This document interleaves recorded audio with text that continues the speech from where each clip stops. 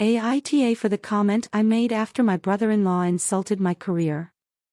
I am 22F and a teacher.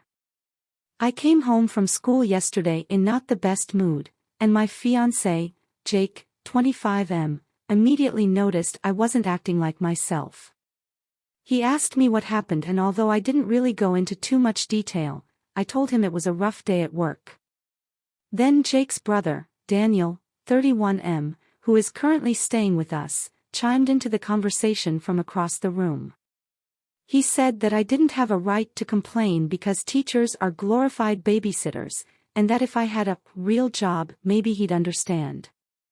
Normally, I try to brush these comments off, and honestly at first, I wasn't sure if he was kidding, so I gave him the opportunity to repeat what he said, but he was serious.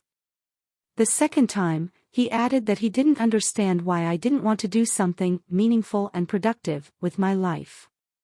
At this point, Jake was getting pretty upset listening to this happen. He and Daniel have a very tumultuous relationship that they were recently working on, but he told Daniel that if he continues to speak to me that way he would have to leave our house.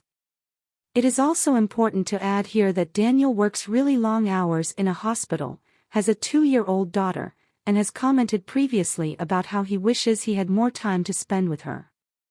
In the moment with my frustration, I responded to Daniel's comments by saying, "At least I get to spend every holiday and summer with my family, that's what is meaningful and productive to me."